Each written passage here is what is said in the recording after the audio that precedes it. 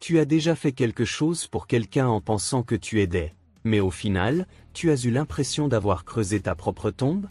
Tu vois, ce genre de service qui commence par un c'est juste pour quelques jours, ça va être rapide.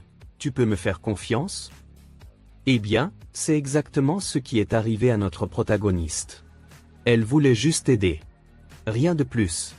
Mais ce qui semblait être un simple geste de bonté s'est transformé en cauchemar au ralenti. Invasion de l'espace, abus de confiance, trahison, et tout ça au sein même de sa propre famille. Et la fin? Personne ne l'avait vu venir. Mais attends. Avant de juger, laisse-moi te raconter, parce que derrière tout ça, il y a beaucoup plus qu'on imagine. Ce n'est pas seulement l'histoire d'une famille compliquée. C'est une histoire de limites, de choix, et de découvertes parfois douloureuses.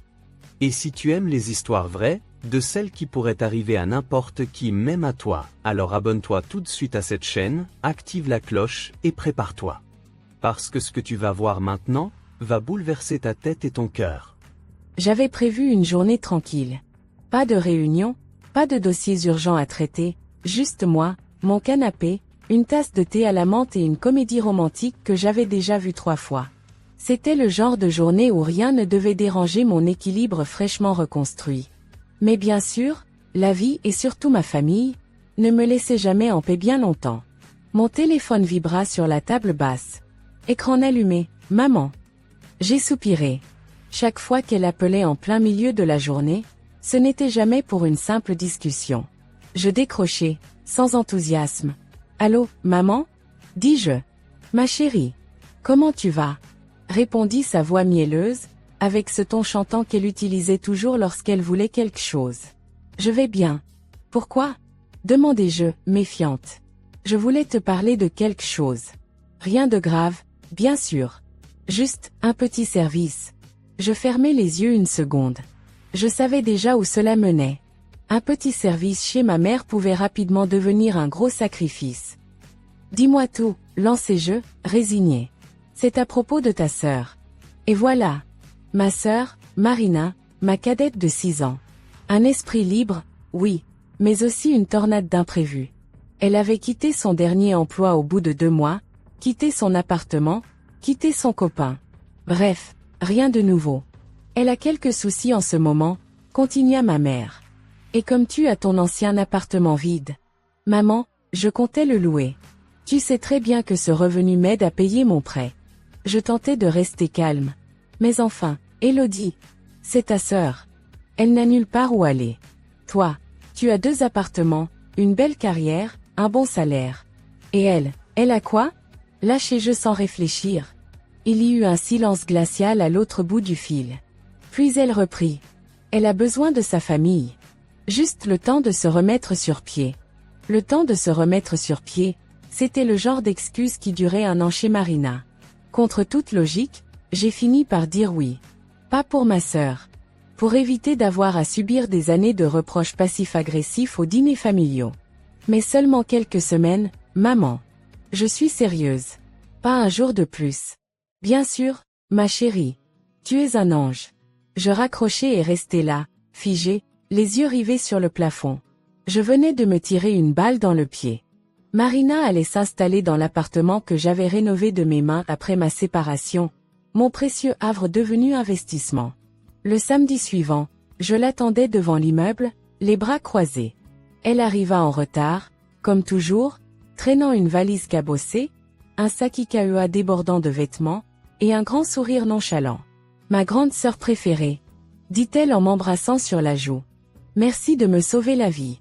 Pas de fête, pas d'invité sans me prévenir, pas de relooking de l'appartement, et tu nettoies ce que tu salis. Je fis court et direct. T'inquiète, chef. Je vais être la colocataire parfaite. Tu n'es pas une colocataire. Tu es une invitée. Temporaire. Dis-je, les clés en main. Elle leva les yeux au ciel mais n'ajouta rien. Nous entrâmes dans l'appartement. Il était encore comme je l'avais laissé, simple, lumineux, propre. Quelques meubles, un peu impersonnels mais de bon goût, un tapis moelleux, des rideaux blancs. Sympa. Très revu de déco, mais un peu froid, commenta-t-elle. Je soupirai. Marina n'avait jamais su apprécier quelque chose sans y ajouter une critique. Elle s'installa dans la chambre d'Amy. Je l'aidai à poser ses affaires, puis lui laissai un double des clés. Et, Marina, sérieusement, pas de copains, pas des soirées. J'ai eu des problèmes avec la voisine du dessous avant, je ne veux pas de plainte. Tu me prends pour une ado? Dit-elle en riant. Allez, relaxe-toi. Je vais me tenir à carreau. Les premières semaines se passèrent, étonnamment bien. Marina semblait respectueuse. Elle m'envoyait même parfois des messages. J'ai nettoyé la salle de bain, je t'ai laissé un Tupperware dans le frigo. Merci encore, tu me sauves. Je me méfiais toujours, mais quelque chose en moi espérait que, peut-être, elle avait changé. Mais un jeudi soir, tout bascula. J'avais oublié un dossier important dans l'appartement. J'étais en panique, je devais le récupérer pour une réunion capitale le lendemain matin. Il était 19 h, je n'avais pas prévenu Marina, mais j'avais les clés. Après tout, j'arrivai à l'appartement. À travers la porte, de la musique. Pas trop forte, mais assez pour me faire froncer les sourcils. Je toquai. Pas de réponse. J'ouvris avec ma clé. Ce que je vis me coupa le souffle. Un inconnu, torse nu, était assis sur le canapé, en train de manger des céréales directement dans le paquet. Il me regarda avec surprise, sans même se lever. Bonsoir? Qui êtes-vous? Demandai-je, sidéré. Moi? Je suis Lucas. Lucas? Le copain de Marina. Elle est dans la salle de bain. Mon cœur s'accéléra. Un copain? Déjà? Et qui vivait ici? Et pourquoi personne ne m'avait prévenu? À cet instant, Marina sortit de la salle de bain, en peignoir. Élodie, je ne t'attendais pas ce soir. Tu aurais dû m'en parler. Qui est cet homme? Et depuis quand il est ici? Lucas. On se fréquente. Depuis 2 mois. Il dort ici souvent, mais c'est temporaire. Je comptais t'en parler, mais tu aurais fait une crise. Tu as violé notre accord, Marina. Pas d'invités réguliers. Pas de cohabitation non autorisée. Tu exagères. Il est gentil. Il ne fait pas de bruit, il nettoie même parfois. Ce n'est pas comme s'il squattait. Lucas leva une main comme pour confirmer. Je suis inoffensif, je vous assure. Mais je n'étais pas convaincu. Mon instinct me criait qu'il y avait quelque chose d'étrange. Trop rapide, trop secret. Et tu me le dis maintenant? Tu comptais attendre quoi? Qu'il signe un bail? Marina haussa les épaules. Tu dramatises toujours tout. Détends-toi. Je n'ai rien dit.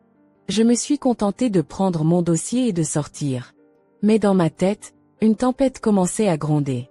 Le lendemain, j'appelai ma mère. Elle savait forcément quelque chose. Ah, Lucas. Il est charmant, non? Il est passé nous voir dimanche. Il travaille dans l'événementiel, ou la musique, ou quelque chose comme ça. Et tu ne m'as rien dit? Tu es toujours si rigide, Élodie. Tu aurais tout gâché. Ta sœur essaie de construire quelque chose. Tu devrais l'encourager. Je n'en revenais pas. Elle m'avait complètement court-circuité. Je raccrochai, furieuse. Les jours passèrent. J'hésitais à retourner à l'appartement. Je me contentais d'appels. Marina répondait poliment, mais évitait les détails. Je n'étais plus la propriétaire bienveillante, j'étais devenue la menace. Puis, un samedi matin, j'eus un message d'une voisine. Beaucoup de va-et-vient dans votre appart ces temps-ci. Tout va bien. Je fonçai immédiatement sur place. Quand j'arrivai, je tentai d'ouvrir avec ma clé. Rien. La serrure avait été changée. Mon sang ne fit qu'un tour. Je suis resté planté devant la porte pendant de longues secondes, figé, la clé toujours dans la main. Mon cœur battait la chamade. J'étais sidéré. Ils avaient changé la serrure. Ils. Marina et Lucas. Je frappai à la porte. 1 fois, 2 fois, 3 fois. Rien. Je tambourinai cette fois, la colère montant en flèche dans mes veines. Quelques secondes plus tard, la porte s'ouvrit enfin. Oh, salut, dit Lucas, comme si de rien n'était, une tasse à la main. Je le poussai doucement, mais fermement, pour entrer. Il recula sans protester. Marina apparut dans le salon, en pyjama, visiblement à peine réveillée. Élodie, qu'est-ce que tu fais là? Ce que je fais là? C'est MON appartement, Marina. Et tu peux m'expliquer pourquoi ma clé ne fonctionne plus?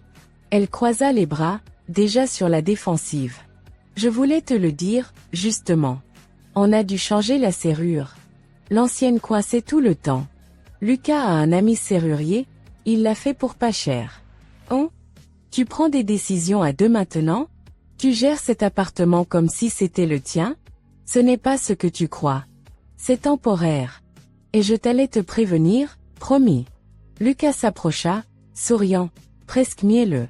Élodie, je comprends que ça puisse te mettre mal à l'aise, mais c'était surtout pour la sécurité. Il y a eu un cambriolage dans l'immeuble, tu savais? Non. Et ce que je sais, c'est que vous avez changé la serrure d'un appartement qui vous appartient pas, sans même me consulter. Je regardais autour de moi. Le salon avait été modifié, les coussins changés, une nappe kitsch sur ma table basse, des plantes que je ne reconnaissais pas et une étrange lampe au design douteux. Je sentis une boule dans ma gorge. Il s'était installé. Vraiment. On peut s'asseoir pour en parler? Proposa Lucas avec un calme déconcertant. Je m'assis, dos droit. Marina se posa à côté de lui sur le canapé. Comme un couple officiel. Stable. Domestique. L'image me donna envie de hurler. On dirait que vous vivez ici à deux. Tu m'avais dit qu'il passait de temps en temps. Oui, au début. Mais on s'est rendu compte que c'était plus pratique, il a quitté sa colocation. Et voilà, c'était temporaire, mais... Elle ne finit pas sa phrase. Le silence en disait long. Donc il vit ici maintenant. Et tu ne me l'as pas dit. Comme si ça allait passer inaperçu. Tu aurais réagi comme ça, quoi qu'il arrive. Tu aurais dû me faire confiance pour au moins me respecter assez pour en parler. Ce n'est pas une question de réaction. C'est une question de loyauté. Lucas prit la parole. Si ça peut te rassurer, je paye une partie des charges. Je contribue. Je ne suis pas un squatteur. Tu n'es pas sur le bail, Lucas. En fait, personne ne l'est. Ce n'est pas un bail. C'est un arrangement familial que tu as clairement dépassé. Marina s'énerva. Mais tu crois quoi? Que tu peux tout contrôler? C'est pas une prison ici. On a juste voulu vivre tranquillement. Et au lieu de nous soutenir, tu débarques comme une furie. Je pris une profonde inspiration. Mon instinct me disait de hurler, de tout casser. Mais je savais que la colère ne ferait qu'alimenter leur version de moi, l'aîné rigide, la sœur aigrie. Non. Il fallait frapper plus subtilement. Observer, noter, préparer. Je me levai. On reparlera de tout ça, Marina. Mais je veux une copie de cette nouvelle clé. Et on va remettre les choses au clair. Très bientôt. Je partis sans attendre de réponse. Les jours suivants, je notais chaque détail étrange. Le montant des charges avait augmenté. L'eau, l'électricité. Je reçus même un appel de la gardienne de l'immeuble. Bonjour, Madame Élodie. Je voulais juste vous informer. Il y a beaucoup de passages dans votre appartement. Plusieurs jeunes hommes que je ne reconnais pas. Des soirées assez bruyantes. Merci, Madame Renard. Je vais m'en occuper. Je savais que Marina ne me disait pas tout. Lucas semblait avoir des amis partout, et je doutais fortement que leur soirée se résume à des parties de Scrabble. Un soir, je décidai de passer devant l'immeuble. Une simple intuition. Et je vis Lucas, sur le trottoir, parler à un type en capuche, puis lui tendit un petit sachet transparent. Je n'avais pas besoin d'être Sherlock Holmes pour comprendre. Il se passait des choses louches dans mon bien immobilier. Je m'éloignai avant qu'il ne me voie. Le lendemain, j'appelai mon amie Samira, avocate.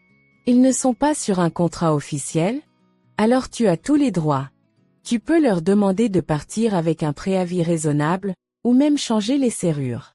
Mais prépare-toi à la guerre émotionnelle. Surtout si ta famille est du genre à tout dramatiser. Tu la connais, ma mère. Elle va me traiter de monstre froid.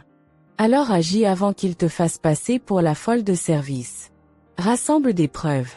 Calme, précise, inattaquable. Je hochai la tête même si elle ne me voyait pas. Oui. Il était temps de reprendre le contrôle. Mais le destin, toujours théâtral, avait un autre rebondissement en réserve. 2 jours plus tard, ma mère m'appela, la voix pleine d'émotion. Élodie, ta sœur m'a dit quelque chose, elle est enceinte. Je faillis laisser tomber mon téléphone. Quoi? Elle n'osait pas te le dire. Mais elle est enceinte de Lucas. Et elle avait peur de ta réaction. Tout était soudain si clair. Voilà le joker émotionnel ultime. Le bouclier imparable. La grossesse. Mais quelque chose sonnait faux. Marina, enceinte? Elle qui changeait de petite amie tous les 3 mois? Elle qui m'avait dit, il y a à peine un mois, qu'elle ne voulait pas d'enfant avant 35 ans? Je décidai de vérifier par moi-même. Le samedi suivant, je passais au café où Marina travaillait parfois à mi-temps. Elle ne m'avait pas vue. J'entrai, commandai un thé, puis m'installai discrètement au fond. Elle discutait avec une collègue. Et là, je l'entendis dire. Non, je ne suis pas vraiment enceinte. C'était juste pour calmer ma sœur. Elle me cherche toujours des problèmes. J'ai dû inventer un truc fort pour qu'elle me lâche. Je sentis le sang se retirer de mon visage. Elle avait menti. À moi. À maman. À tout le monde. Je quittai le café les poings serrés, les larmes aux yeux, partagées entre une envie de hurler et une envie de rire nerveusement. Marina avait osé. Elle avait inventé une grossesse. Comme s'il s'agissait d'un ticket de métro. Et elle en riait. Je marchai longtemps, sans direction précise, pour calmer le tourbillon qui tournait dans ma tête. Comment avais-je pu, encore une fois, me faire avoir? J'avais été naïve. Pire encore, je m'étais laissé manipuler par ma propre sœur. Il était temps de poser des limites. Des vraies. Ce soir-là, je rédigeai une lettre de préavis formelle, expliquant que je reprenais possession de mon bien dans un délai de 15 jours. J'y exposais calmement les raisons, non-respect de notre accord, présence d'une tierce personne non autorisée, et changement illégal de serrure. Je l'imprimai en 3 exemplaires. Puis j'envoyai un message à Marina.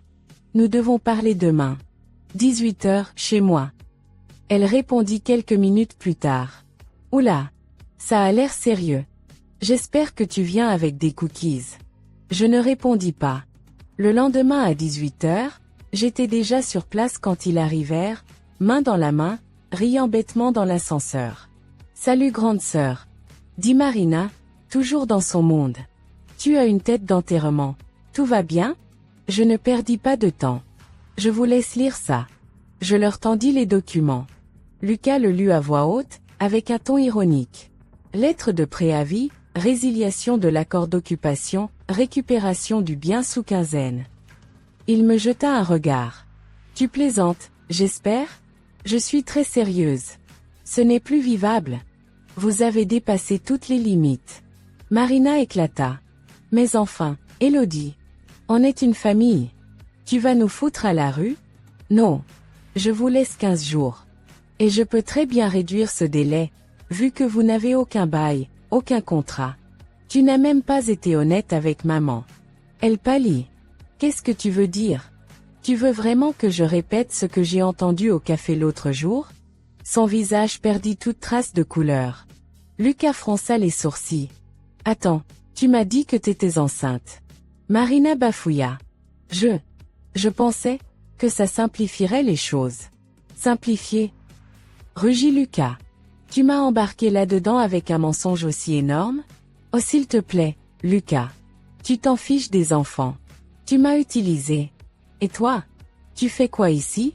Tu vis dans un appartement gratuit sans jamais rien assumer. Tu veux jouer à l'innocent maintenant? Je les regardais se déchirer en silence, assises, le cœur froid. Il n'y avait plus de doute, cette mascarade devait finir. Mais alors que je croyais avoir tout vu, le véritable visage de Lucas allait enfin apparaître. Le lendemain, je reçus un appel inattendu.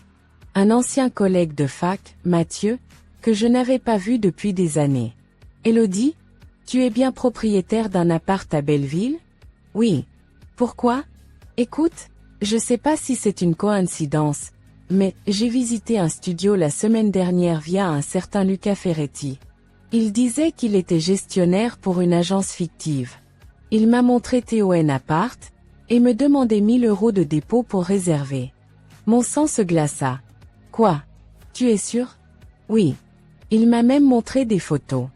Il disait que l'appart était en transition mais qu'il était en charge de la location. Quand j'ai vérifié les infos, j'ai vu ton nom. J'ai compris que c'était louche. Je raccrochais, tremblante. Lucas faisait visiter mon appartement en prétendant le louer. Il extorquait de l'argent à des gens en se servant de mon bien, sans que je le sache. C'était bien au-delà d'un simple squatteur.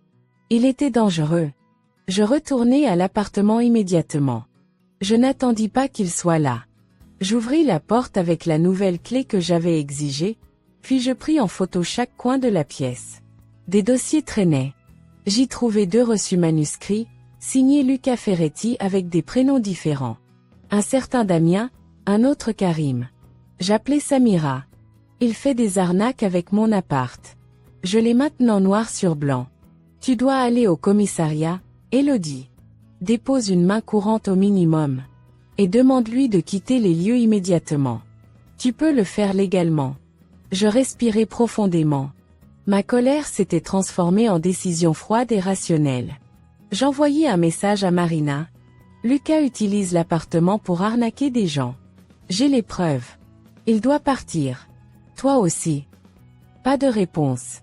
Le soir même, j'étais devant l'immeuble quand ils revinrent. Lucas me vit et s'arrêta net. Ah, la proprio est là. C'est parfait. Tu veux pas nous faire un café aussi? Lucas. Tu es fini. Je sais ce que tu fais. Tu sais, quoi? Tu utilises cet appartement pour soutirer de l'argent. J'ai les noms, les reçus, les preuves. Un seul mot et je vais porter plainte. Son visage changea. Pour la première fois, il perdit son sourire moqueur.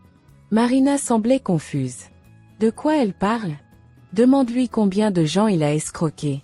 Tu crois qu'il t'aime? Il te manipule comme tout le monde. C'est faux.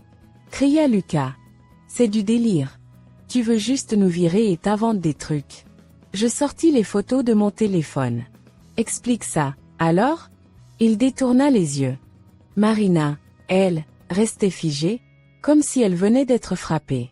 T'as profité de moi aussi? Dit-elle à Lucas, la voix tremblante. Il ne répondit pas. Puis, sans prévenir, il tourna les talons et partit. Juste comme ça. Il s'engouffra dans la nuit sans un regard en arrière.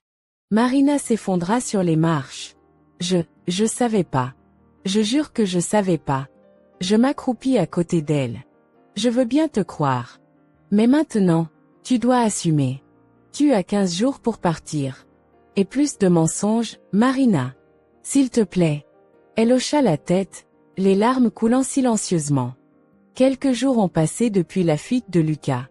Depuis, l'appartement était redevenu, presque silencieux. Presque vide. Marina n'était pas encore partie, mais elle évitait toute confrontation. Elle sortait très tôt, revenait très tard, et ne me laissait jamais la croiser. Je ne la traquais pas. J'avais trop à faire. Entre mon travail, les démarches pour sécuriser à nouveau mon appartement, les appels à la banque, et mes tentatives pour calmer ma mère, qui, bien sûr, me considérait responsable de la déchéance de sa pauvre petite, j'étais épuisée. Mais alors que je commençais enfin à croire que tout allait s'éteindre calmement, le passé est venu toquer à ma porte. Ce fut un simple courrier, glissé dans ma boîte aux lettres, dans une enveloppe beige, sans timbre ni expéditeur. J'ai failli la jeter sans l'ouvrir.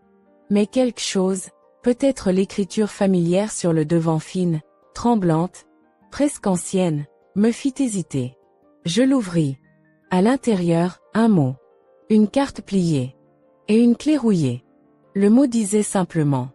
Astérisque Elodie. Si tu reçois cette lettre, c'est que le temps a fait son œuvre. Ne juge pas trop vite ce que tu vas découvrir. Va voir dans le tiroir du bas de l'armoire en bois, celle de ma chambre. Avec amour. Mamina astérisque.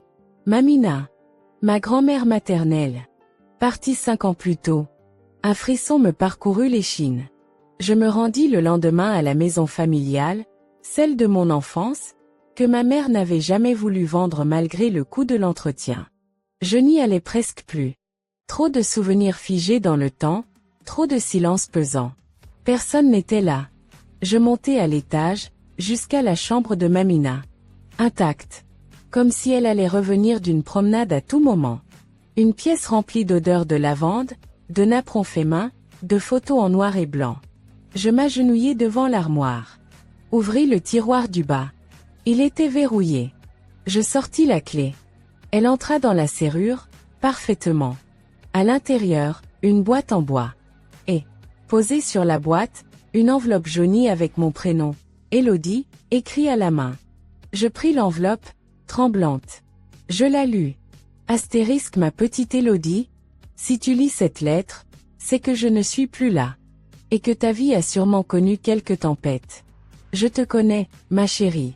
Tu es forte, mais tu portes trop sur tes épaules. Ce que je vais te dire, je ne l'ai jamais confié à personne. Parce que ce n'était pas le moment. Parce que certaines vérités ne poussent qu'au bon moment. L'appartement que tu as hérité, n'était pas destiné à être un simple bien. Ce lieu, est une promesse. Une réparation. Tu ne sais peut-être pas que ton grand-père, que tu n'as pas connu, avait une double vie. Oui, je le savais. Et non, je ne l'ai pas quitté. Parce qu'il m'a laissé ce lieu. Pour que moi, ou un jour toi, puissions en faire quelque chose de juste. Cet appartement, il l'a acheté pour une autre femme, puis me l'a cédé en secret avant sa mort. Il voulait que je le transforme en refuge.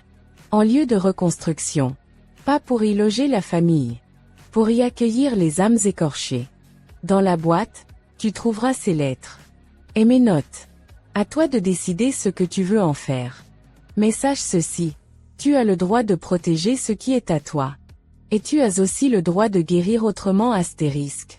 Astérisque avec tout mon amour. Mamina astérisque. Je restais assise là, longtemps. Le souffle coupé. L'appartement que j'avais défendu avec acharnement, avait une autre histoire. Pas un simple bien immobilier. Un héritage chargé. Un lieu qui portait les marques de mensonges anciens, et peut-être la clé de ma propre reconstruction. Je lus les lettres. Des dizaines. Écrites par mon grand-père à cette autre femme. Puis à Mamina. Des mots remplis de remords, de demandes de pardon, de promesses. J'avais l'impression d'entrer dans un autre monde, un monde où les adultes faisaient des choix tordus par amour, par peur, par devoir. Et pourtant, à travers ces lignes, je sentais un fil invisible qui me reliait à eux. À leur douleur. À leur volonté de réparer sans détruire. Je sortis de la changer. Je n'étais plus simplement une sœur trahie ou une fille désavouée. J'étais la gardienne d'une mémoire, d'une intention, d'un lieu qui pouvait guérir autant qu'il avait blessé. Et soudain, je ne voulais plus louer l'appartement. Je voulais lui redonner un sens. Le soir même, je demandai à Marina de me retrouver dans le salon. Elle accepta, sans résistance. Elle était terne. Éteinte. J'ai trouvé une lettre de Mamina, dis-je. Elle leva la tête, curieuse. Elle m'a parlé de l'appartement. De ce qu'il représentait. C'est pas juste un toit. C'est un espace pour se reconstruire. Pas pour se cacher. Tu veux que je parte maintenant? Non. Mais je veux que tu comprennes quelque chose. Je lui racontai tout. Le passé. Les lettres. L'autre femme. La promesse de Mamina. Elle écouta sans parler. Puis, d'une voix brisée. Tu sais ce que je n'ai jamais eu? Un endroit où je me sentais, en sécurité. Toi tu as toujours tout eu sous contrôle. Moi, je m'effondre à la moindre rafale. Je ne mens pas parce que je suis mauvaise, Élodie. Je mens parce que j'ai peur. Je pris une grande inspiration. Alors fais-en un vrai départ. Pas une fuite. Pas un mensonge. Tu peux rester, 2 mois. Mais à une condition. Laquelle? Tu cherches un emploi. Une vraie thérapie si tu veux. Et tu participes à la transformation de l'appartement. Transformation? Je veux en faire un espace d'accueil. Pour des femmes. Des jeunes. Des gens en transition. Marina me fixa, bouche bée. Tu es sérieuse? Plus que jamais. Pendant quelques semaines, une étrange paix s'installa. Marina, fidèle à sa parole, fit des efforts. Elle reprit contact avec une association locale, suivit une psychologue recommandée par Samira, et chercha sérieusement du travail. Chaque jour, elle me montrait les mails envoyés, les CV modifiés. Je sentais une transformation, fragile, mais réelle. Pour ma part, je m'étais lancée à fond dans le projet de reconversion de l'appartement. Je passais mes soirées à lire sur les structures d'accueil, les collectifs de femmes en reconstruction, les réseaux de soutien. J'avais pris contact avec une ONG locale, et même rencontré 2 architectes engagés prêts à m'aider bénévolement à transformer le lieu. Je me sentais vivante. Et surtout, utile. Mais ce moment de grâce n'allait pas durer. Pas dans notre famille. Tout a recommencé un dimanche après-midi. Je recevais Marina et ma mère pour un café de mise à jour. J'avais insisté pour que ça se passe dans mon appartement principal, pas celui de Belleville. Marina arriva en avance. Souriante. Légère. Ça me fit plaisir. Mais quand maman entra, je sus immédiatement que la tempête n'était pas loin. Son sourire était faux, crispé. Ses yeux allaient de Marina à moi comme un radar mal réglé. Bon. Alors, vous allez me dire ce qu'il se passe? Lança-t-elle dès qu'elle posa son sac. Il se passe qu'on essaie de construire quelque chose de mieux, répondis-je calmement. Hein? Depuis quand vous êtes devenue une équipe? Vous croyez que je ne vois pas vos messes basses, vos regards? Marina grimaça. Maman, on t'a invité pour que tu sois au courant, pas pour que tu fasses un procès. Ah, parce qu'on ne peut plus poser de questions dans cette maison maintenant? Je pris une grande inspiration. Respirer. Ne pas exploser. Rester Élodie. Maman, écoute. L'appartement de Belleville, je ne vais pas le louer. Je vais le transformer en un lieu d'accueil. Pour des femmes en difficulté. Elle me regarda comme si j'avais dit que j'allais ouvrir un cirque. Quoi? Et tu crois que c'est une bonne idée, ça? Et tu comptes financer ça avec quoi? Avec tes économies? Et ton prêt? Tu penses aux conséquences? Je pense aux valeurs de Mamina. Silence. Glacial. Oh. Alors maintenant tu fais parler les morts pour justifier tes lubies? Marina se leva brutalement. Arrête. Juste, arrête. Tu ne peux pas passer ta vie à tout critiquer. C'est pour ça que j'ai fui cette famille. Parce qu'on ne peut jamais être assez bien pour toi. C'est moi qui t'ai élevée, Marina. Quand ton père a disparu, qui s'est sacrifié pour que tu ne manques de rien.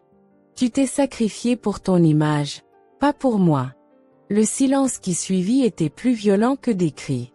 Ma mère serra son sac contre elle, se leva et dit « Vous ferez ce que vous voudrez. Mais ne venez pas plairer quand tout s'écroulera. » Et elle partit. Sans se retourner.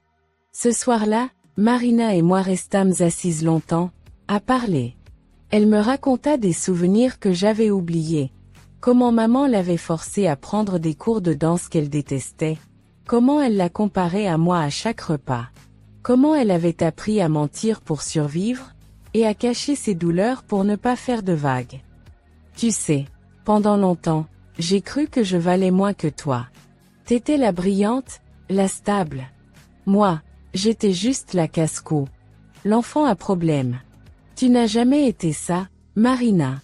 T'étais juste paumée. Et je crois que je t'ai laissé tomber aussi. Elle essuya une larme. C'est peut-être pour ça que j'ai laissé Lucas prendre autant de place. Il me faisait croire que j'étais précieuse. Même si c'était faux. Je posai ma main sur la sienne. Tu le es. Précieuse. Et tu as le droit de recommencer. Moi aussi. Mais comme si la vie n'acceptait jamais que les choses s'adoucissent trop longtemps, Lucas réapparut. Il m'envoya un message le mardi suivant, à 2 heures du matin. On devrait parler. Il y a des choses que tu ne sais pas. Marina n'est pas celle que tu crois. Elle te cache encore beaucoup de choses. Puis un autre le lendemain. Tu penses que t'as gagné? Tu ne sais même pas ce que tu protèges. Je ne répondis pas. Je le bloquai. Mais le soir, en sortant du travail, je le vis. Devant l'immeuble. Accoudé au mur. Lunettes de soleil, faux sourire. Salut, Élodie. Tu es fou ou quoi? Tu n'as pas le droit d'être ici. Tu veux pas savoir ce que Marina t'a caché? Tu as trahi tout le monde. Tu crois vraiment que je vais croire une seule syllabe de ce que tu dis? Il haussa les épaules. Tu n'es pas aussi maligne que tu crois. Elle t'utilise. Comme elle m'a utilisé. Comme elle a toujours utilisé tout le monde. Même ta mère le sait. C'est pour ça qu'elle l'a toujours protégée comme une petite bombe prête à exploser. Je sentis mon cœur ralentir, glacé. Tu veux juste semer le doute. Tu veux détruire ce qu'il reste. Il s'approcha. Trop près. Je veux juste qu'on arrête de faire comme si t'étais la sainte et elle la pauvre victime. Vous êtes toutes les deux brisées.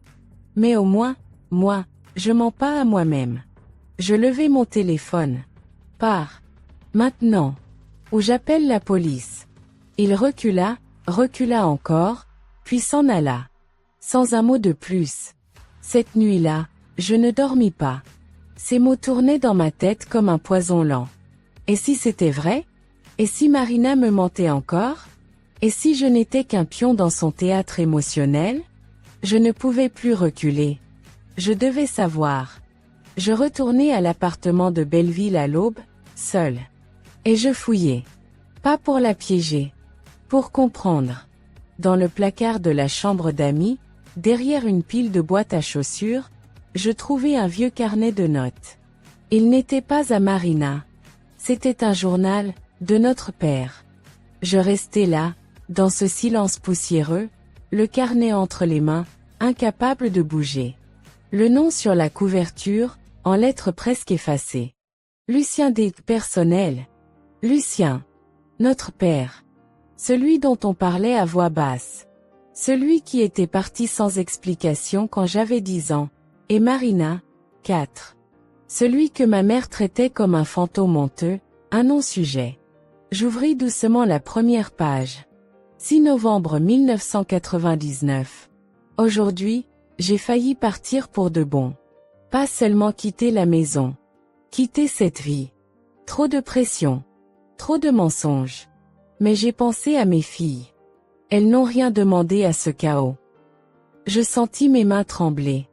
Marina est si différente d'Élodie. Instinctive. Sauvage.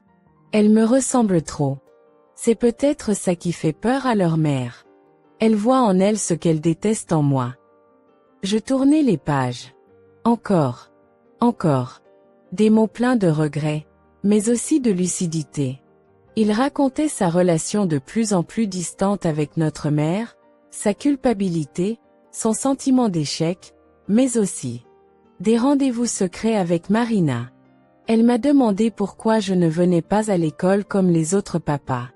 J'ai menti. Encore. Je lui ai dit que je travaillais trop. La vérité, c'est que sa mère me l'interdit. Elle dit que je vais lui faire du mal. Mais je suis déjà partie dans son cœur, je le sens. Je ne pouvais plus respirer. Ma mère avait interdit à mon père de voir Marina? Je passais des heures à lire ce journal. Je pleurais. Je m'énervais. J'eus envie de hurler. Tout ce que je croyais savoir était fissuré. Je comprenais soudain les silences de Marina, ses colères inexplicables, sa rage sourde d'avoir toujours été mise de côté. Elle n'avait pas juste souffert d'un manque de cadre. Elle avait été privée de son père. Et moi, j'avais été celle qui comprenait, celle qui suivait les règles, qui réussissait. Parce que j'avais eu droit à lui plus longtemps. Je pris le journal et rentrai chez moi. Marina était assise dans le salon, un café froid entre les mains. Elle me lança un regard inquiet. « Qu'est-ce qu'il y a? T'as vu un fantôme ?» Je m'approchai et lui tendis le carnet. Elle fronça les sourcils. « C'est quoi ça? » Elle lit. Elle l'ouvrit. Lut quelques lignes. Puis s'arrêta. C'est sa voix. Je la reconnais. Il écrivait comme il parlait. Tu l'as trouvé où? Dans ton placard. Derrière les boîtes. Tu savais qu'il était là? Elle secoua la tête, bouche entr'ouverte. Non. J'ai jamais su. J'ai toujours cru qu'il m'avait abandonné. Maman me l'a dit 100 fois. Elle t'a menti, Marina. Elle l'a empêché de te voir. Elle serra le carnet contre elle, comme un bouclier. J'aurais voulu le savoir. Tellement de choses auraient été différentes. Mais maintenant tu sais. Et tu peux choisir autre chose. Elle me regarda, les yeux rouges, mais remplis d'une étrange clarté. Tu crois que c'est trop tard pour changer? Je crois que c'est maintenant ou jamais. Les jours suivants furent étranges. Notre mère ne donna pas signe de vie. Elle avait coupé les ponts après notre dernière confrontation. Mais moi, je savais qu'un autre affrontement était inévitable. Je demandai à Marina si elle voulait être là. Elle refusa. Pas encore. Je veux finir ce que j'ai commencé. Trouver un vrai boulot. Mériter cet endroit. Elle avait commencé à repeindre la chambre d'amis. Elle chantait pendant qu'elle peignait.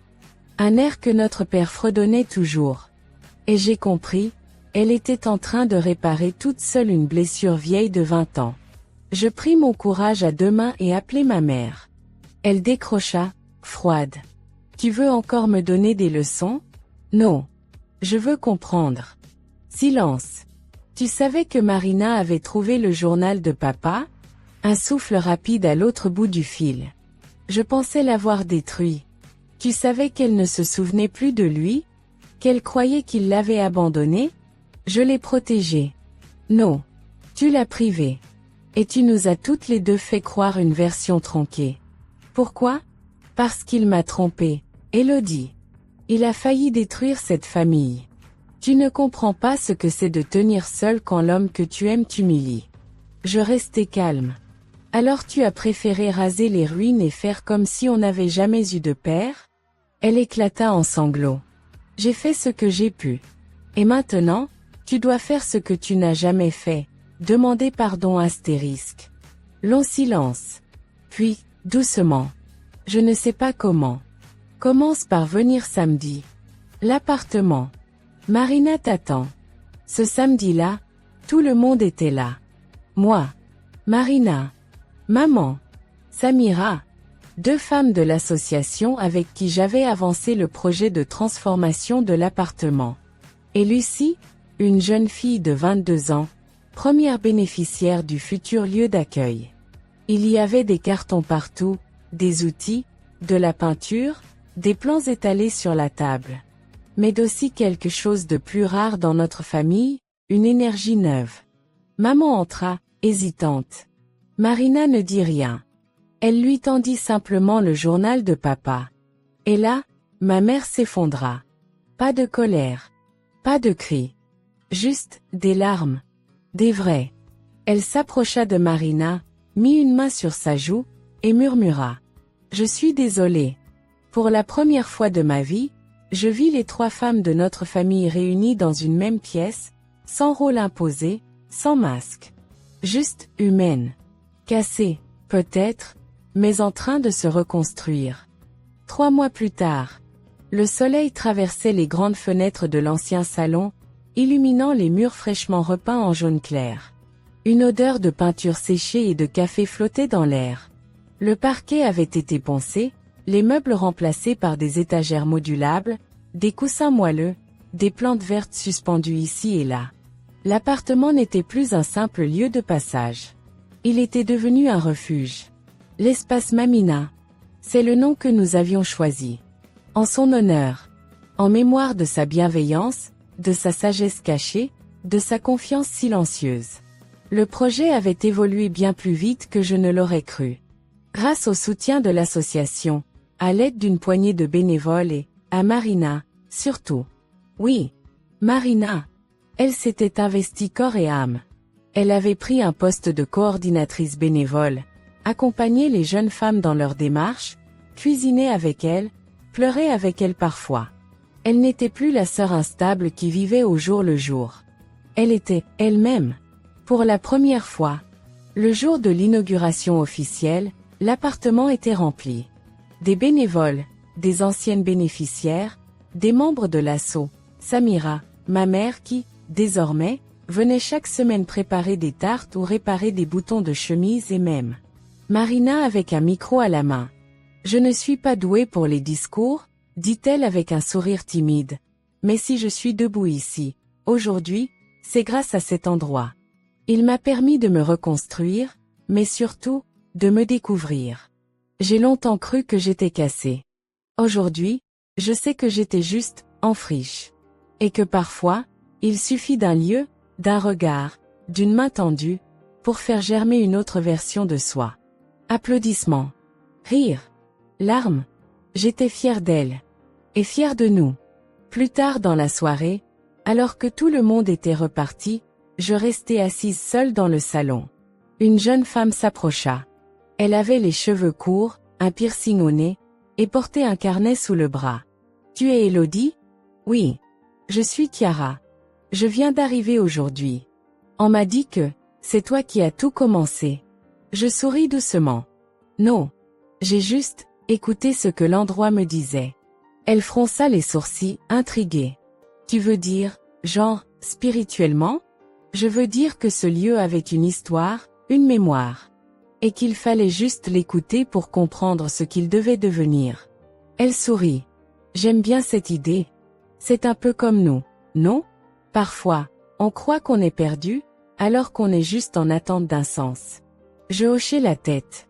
Exactement. La semaine suivante, je reçus une lettre. Écrite à la main, à l'ancienne. C'était de Lucas. Oui, lui. Astérisque Elodie. Je ne mérite pas ton pardon, et ce n'est pas ce que je cherche. Je voulais seulement te dire que tu avais raison. Que j'ai été un lâche, un manipulateur, et que j'ai gâché des choses précieuses. Marina mérite tout ce qu'il y a de beau, et toi aussi. Je pars à Marseille. J'ai trouvé un petit boulot dans un chantier naval. Peut-être qu'un jour, je serai quelqu'un de bien. Je te souhaite le meilleur. Lucas. Astérisque. Je ne savais pas quoi en penser. Je ne le pardonnais pas, non. Mais je n'avais plus de colère. C'était fini. Un mois plus tard, un samedi ensoleillé, je pris un café avec Lucas. Pas celui de la lettre. Lucas, le Lucas de mon passé. Un amour oublié de mes années de fac. Un de ceux qui ne finissent pas mal, mais simplement pas du tout. Il avait entendu parler du projet par Samira, et avait voulu passer juste pour voir. On s'était retrouvés à parler pendant 2 heures. Puis 3. Puis il était resté dîner. Et depuis, il restait. Rien n'était défini, mais pour la première fois depuis longtemps, je n'avais pas peur d'ouvrir la porte à quelqu'un. Aujourd'hui, l'espace Mamina fonctionne à plein régime. On accueille des femmes de tous âges, avec des histoires différentes, mais toutes en quête de la même chose, un lieu sûr pour recommencer.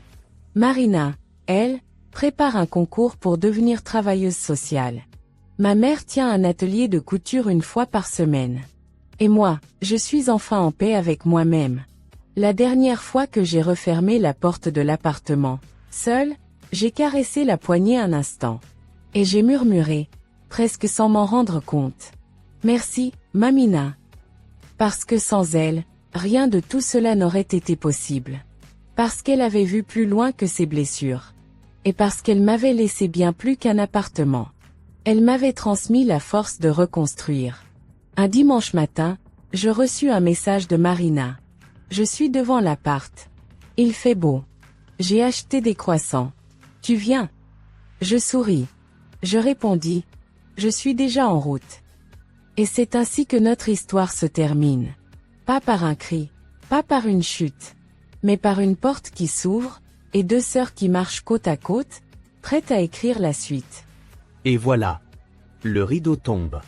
La lumière du jour pénètre doucement dans la pièce. Il n'y a pas si longtemps, le chaos régnait. Le cœur lourd mais libéré, nous quittons l'appartement, ce lieu qui, pendant longtemps, n'était qu'un simple espace entre 4 murs, mais qui, grâce à la grâce invisible de l'amour, du pardon et de la vérité, est devenu le symbole d'une renaissance. Tout au long de cette histoire, nous avons vu Elodie, notre héroïne, traverser le feu des conflits familiaux, de la trahison, de la déception, mais aussi de la révélation, de la guérison, et de la réconciliation. Nous avons vu Marina, cette âme blessée et imprévisible, s'effondrer sous le poids de ses mensonges, puis se relever, pas à pas, avec humilité, courage et authenticité. Nous avons rencontré une mère imparfaite, parfois dure, souvent perdue, mais qui a osé poser les armes de l'orgueil pour enfin dire « Je suis désolé ». Et tout cela, tu l'as vécu avec nous. Toi, cher spectateur, chère spectatrice, qui a cliqué sur cette vidéo par curiosité ou par routine, tu es devenu témoin d'une transformation réelle. Et peut-être, quelque chose en toi a aussi été touché. Alors avant tout, merci. Merci d'être resté jusqu'ici, de t'être laissé porter par cette histoire qui, bien qu'imaginaire, parle de réalités que nous connaissons tous. Les blessures de l'enfance, la pression familiale, les non-dits qui empoisonnent, l'envie d'être aimé, la peur d'échouer, le besoin de recommencer. Si tu as aimé cette série, si elle a résonné en toi, je t'invite à liker cette vidéo, à t'abonner à la chaîne, et à activer la cloche de notification pour ne rien manquer de nos prochaines histoires. Mais au-delà de ça, j'aimerais que tu prennes un instant pour écrire un commentaire. Dis-moi ce que cette histoire t'a appris. Quelle scène t'a le plus marqué? Quel personnage t'a touché en plein cœur? As-tu vu en Élodie ton propre combat pour poser des limites? As-tu reconnu en Marina cette partie de toi qui a cherché trop longtemps l'amour dans les mauvaises personnes? Ou peut-être as-tu été ce parent, parfois aveuglé, parfois maladroit, mais jamais indifférent? Écris. Partage. Sois vrai. Parce que les histoires comme celle-ci ne vivent pas seulement à l'écran. Elles vivent dans les cœurs. Dans les souvenirs. Et parfois, elles deviennent des tremplins vers autre chose. Et c'est là que je veux t'emmener maintenant. Tu sais, au fil de cette histoire, on a vu un amour humain, fragile, imparfait, souvent mal exprimé, mais toujours en quête de rédemption. Pourtant, aussi sincère soit-il, l'amour humain a ses limites. Il peut échouer, blesser, manipuler, se taire quand il devrait parler, et parler trop quand il devrait écouter. Mais il existe un autre amour. Un amour inconditionnel. Un amour qui ne change pas, même quand tout s'effondre. Un amour qui ne ment jamais, qui ne rejette jamais, qui ne trahit jamais. Un amour qui ne demande pas qu'on soit parfait, mais seulement qu'on ouvre la porte. Et cet amour, c'est l'amour de Dieu. Dans l'Évangile de Jean, chapitre 3, verset 16, il est écrit: « Car Dieu a tant aimé le monde qu'il a donné son Fils unique, afin que quiconque croit en lui ne périsse pas, mais qu'il ait la vie éternelle. » Ce verset est peut-être le plus connu de toute la Bible, mais il est aussi le plus puissant. Parce qu'il ne parle pas d'une religion, ni d'un système de règles. Il parle d'un don. Le don le plus précieux de tous les temps. Dieu t'a aimé. Pas quand tu es au top. Pas quand tu fais semblant d'aller bien. Pas quand tu mérites. Il t'a aimé quand tu étais brisé. Quand tu ne croyais même plus que tu pouvais être aimé. Et il t'a tant aimé, qu'il a donné ce qu'il avait de plus précieux, Jésus-Christ, son Fils unique. Pour que tu n'aies pas à porter seul le poids de tes fautes. Pour que tu n'aies plus à vivre dans la peur, dans le rejet, dans la solitude. Peut-être que, comme Marina, tu as porté des masques trop longtemps. Peut-être que tu as menti, fui, blessé, ou été blessé. Peut-être que, comme Élodie, tu t'es construit en croyant que la force, c'était le contrôle, l'indépendance, les murs. Mais aujourd'hui, Dieu te dit: tu n'as plus besoin de fuir. Tu n'as plus besoin de lutter seul. Je suis là. Et je t'aime. Cet amour est réel. Il est vivant. Il est là, juste maintenant, pendant que tu lis ces lignes.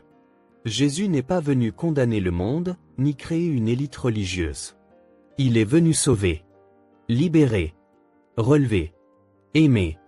Et ce qu'il a fait pour des millions d'autres, il veut le faire pour toi aussi. Tu n'as pas besoin de comprendre toute la théologie. Tu n'as pas besoin de tout savoir. Tu as seulement besoin de croire.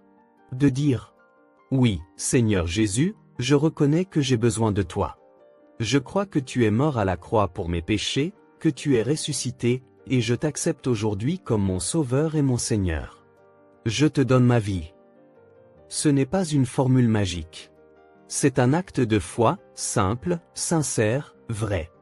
Et si tu fais cette prière aujourd'hui, je t'assure, ta vie ne sera plus jamais la même. Parce que ce n'est pas une religion. C'est une rencontre. Une rencontre avec celui qui t'a aimé avant même que tu naisses.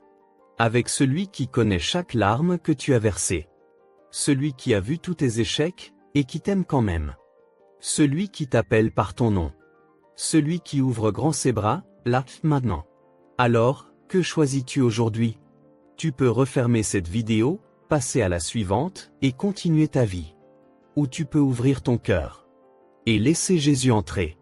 Et croire, comme il est écrit dans Jean 3h16, que la vie éternelle commence maintenant pas seulement au ciel, mais dans ton cœur, ici, aujourd'hui. Et si tu as fait ce choix, je t'invite à nous écrire en commentaire. Ou à m'envoyer un message. Nous voulons prier pour toi. Marcher avec toi. T'entourer. Parce que la foi, ce n'est pas un solo, c'est une famille. Tu n'es pas seul. Tu n'es plus seul. Et à toi qui es resté jusqu'ici, je veux dire encore, merci. Merci de ton cœur ouvert. Merci d'avoir vécu cette histoire avec nous. Merci de laisser une chance à l'amour, à la vérité, au pardon.